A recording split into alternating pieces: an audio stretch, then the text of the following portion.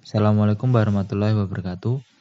Kami dari kelompok 8 PPS 1C yang beranggotakan Muhammad Khairul Anam dengan NIM 215231088, Nur Itsnaini Agustin dengan NIM 215231113, dan Tia Awaliyah Sagita dengan NIM 215231114.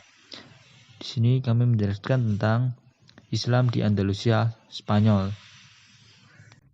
Islam di Andalusia, Spanyol. Pendiri. Awal masuknya Islam di Spanyol terjadi pada masa Khalifah Al-Walid, khalifah dari Bani Umayyah, yang berpusat di Damaskus.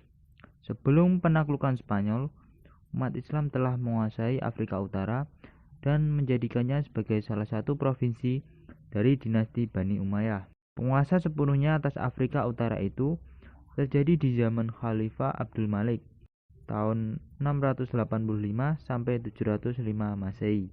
Dalam proses penaklukan Spanyol, terdapat 3 tentara Islam yang dapat disebut paling berjasa memimpin satuan pasukan ke wilayah tersebut. Mereka adalah Tariq bin Malik, Tariq bin Ziyad, dan Musa bin Nusair. Pola pemerintahan. Periode pertama 711 sampai 755 Masehi. Pada periode ini, Andalusia berada di bawah pemerintahan para wali yang diangkat oleh Khalifah Umayyah yang waktu itu masih berpusat di Damaskus. Pada periode ini, stabilitas politik belum tercapai secara sempurna. Gangguan-gangguan masih terjadi, baik yang dari dalam maupun dari luar. Periode kedua, tahun 755 sampai 912 Masehi. Pada periode ini, Andalusia berada di bawah pemerintahan yang bergelar Amir atau Panglima Gubernur. Amir pertamanya adalah Abdurrahman Ad-Dakhil. Periode ketiga, tahun 912 sampai 1013 Masehi. Masa ini disebut Muluk Al-Tawaif atau raja-raja kelompok.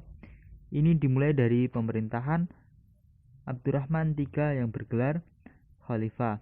Gelar ini dipergunakan bermula dari berita yang sampai kepada Abdurrahman III bahwa Al-Muqtadir Khalifah Bani Abbas telah wafat dan suasana pemerintahan Abbasiyah yang sedang dalam kemelut, dan ia mengambil inisiatif untuk memakai gelar Khalifah pada tahun 929 Masehi yang telah hilang dan tidak pernah dipakai selama 150 tahun.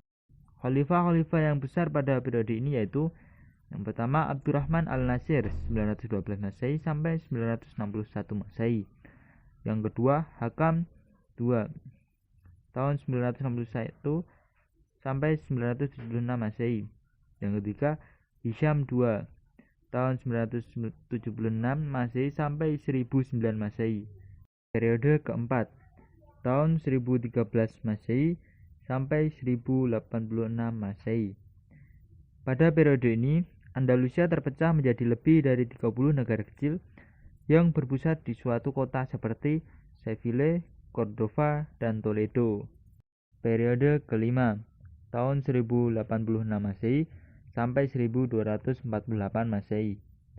Pada tahun 1114 Masehi dan pada tahun 1154 Masehi, kota-kota penting kaum muslimin seperti Cordova, Almeida, dan Granada telah berada dalam kekuasaan kaum Kristen.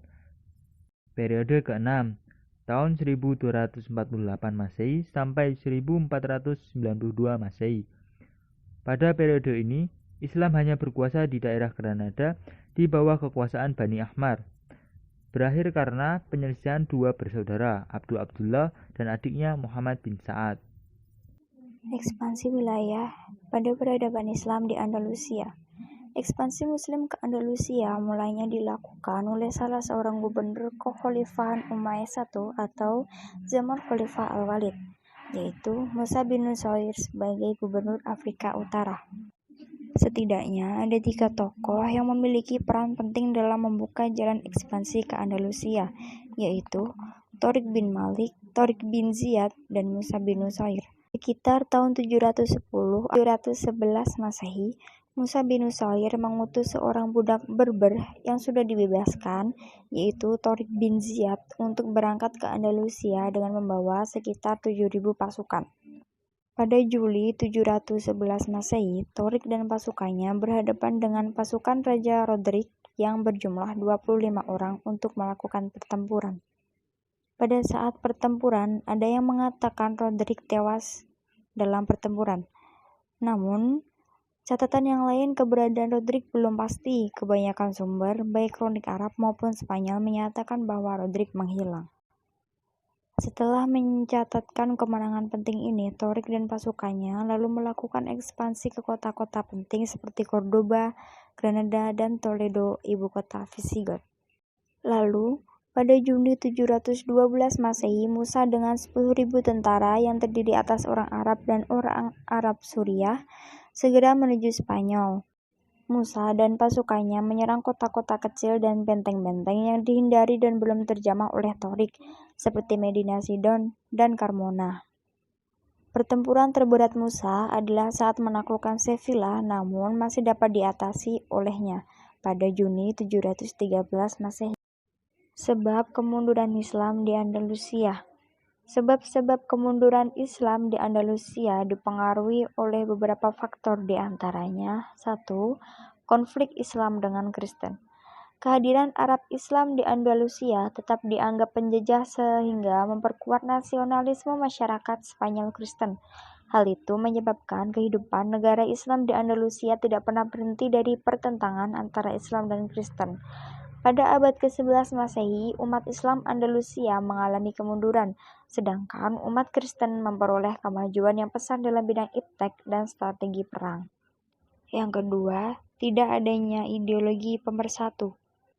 Kelompok-kelompok etnis non-Arab yang ada, terutama etnis Salvia dan Barbar, sering menggerogoti dan merusak perdamaian yang menimbulkan dampak besar bagi perkembangan sosial ekonomi di Andalusia.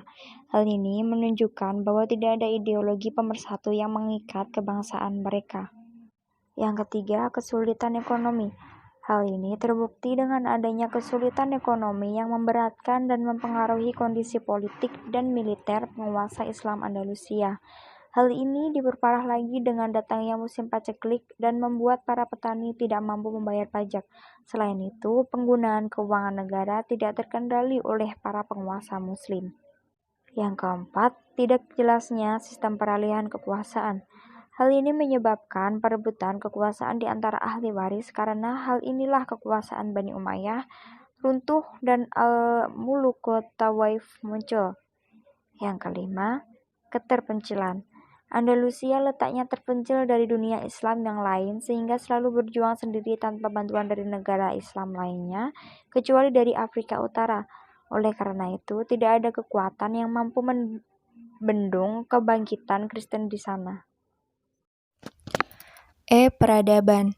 Setelah bertahun-tahun menaklukkan kaum muslimin atas semenanjung Iberia atau Andalusia, dan bahkan bagi masyarakat Andalusia sendiri adalah bukan penaklukan, melainkan pembebasan dari cengkeraman kekejaman kekuasaan kerajaan Visigoth. Yang pertama, keilmuan, yang terdiri dari filsafat, sejarah, sains, bahasa, sastra dan musik, fikih. Yang A yaitu filsafat. Minat terhadap filsafat dan ilmu pengetahuan mulai dikembangkan, yakni selama pemerintahan Bani Umayyah yang kelima, yaitu Muhammad ibnu Abdul Ar-Rahman pada tahun 832 sampai 886 Masehi. Tokoh-tokoh filsafat yang lahir pada masa itu antara lain Abu Bakar Muhammad ibnu Asy-Syaikh, yang lebih dikenal dengan Ibnu Bajjah. Melalui pemikirannya, Ibnu Bajjah sering mengembangkan berbagai permasalahan yang bersifat etis dan eskatologis. Filosof selanjutnya adalah Abu Bakar ibnu Nufail. Melalui berbagai karyanya, ia banyak menulis masalah kedokteran, astronomi, dan filsafat. Karya filsafatnya yang terkenal berjudul Hai Ibnu Yaqzan. Para filosof lainnya adalah Ibnu Maimun, Ibnu Arabi, Sulaiman ibnu Yahya, juga Ibnu Rushd, yang juga dikenal ahli B. Sejarah. Dalam bidang sejarah, Spanyol Islam telah melahirkan banyak penulis sejarah terkenal. Di antaranya Jubair dari Valencia yang menulis sejarah tentang negeri-negeri Muslim di Mediterania serta Sisilia. Ibnu Al-Khatib yang menulis sejarah tentang Granada dan Ibnu Khaldun yang merupakan seorang perumus filsafat sejarah. C. Sains. Sains yang berkembang di Andalusia pada saat itu banyak sekali. Di antaranya ilmu kedokteran, farmasi, kimia, fisika, pertanian, dan lain-lain. Di antara para ilmuwan yang terkenal dalam bidang ilmu kimia dan astronomi adalah Abbas ibn Farnas. Ia adalah orang pertama yang menemukan pembuatan kaca dan batu. D. Bahasa, sastra, dan musik. Pada masa Islam di Spanyol banyak ahli dan mahir dalam bahasa Arab. Tokoh-tokoh dalam bidang bahasa diantaranya Ibnu Sayyidi, Ibnu Malik yang mengarang Alfiyah atau tata bahasa Arab, Ibnu Huruf, Ibnu Al-Hajj, Abu Ali Al-Isbili, Abu Al-Hasan Ibnu Uspur, dan Abu Hayyan Al-Gharnati.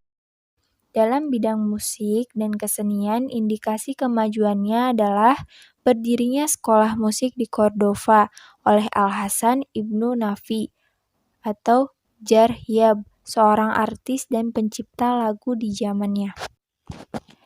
E. Fikih. Dalam bidang fikih, Spanyol Islam dikenal sebagai penganut mazhab Maliki.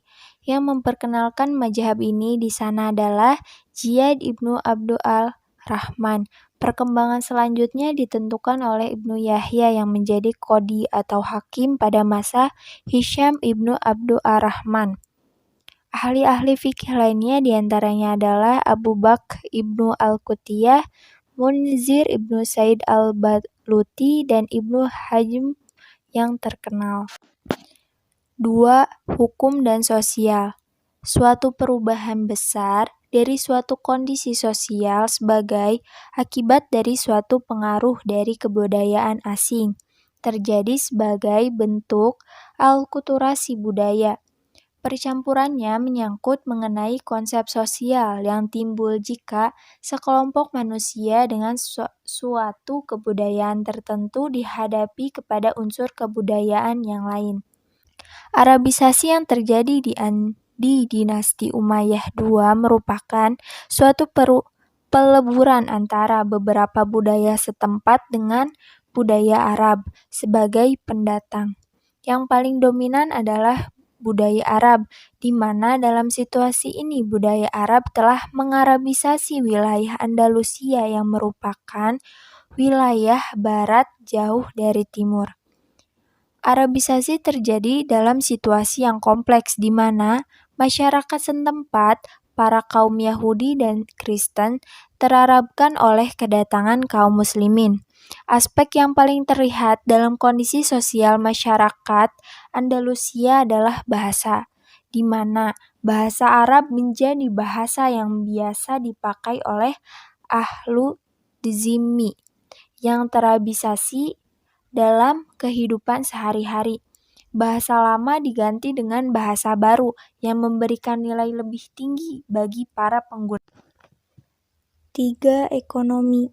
Mengenai persoalan bagi ekonomi masyarakat Andalusia, penguasa Muslim tidak lagi menetapkan praktek latifundium, tetapi beralih kepada wajib pajak tanah, dalam arti masyarakat diberi hak atas tanahnya tetapi mereka dikenai kharaj atau pajak tanah.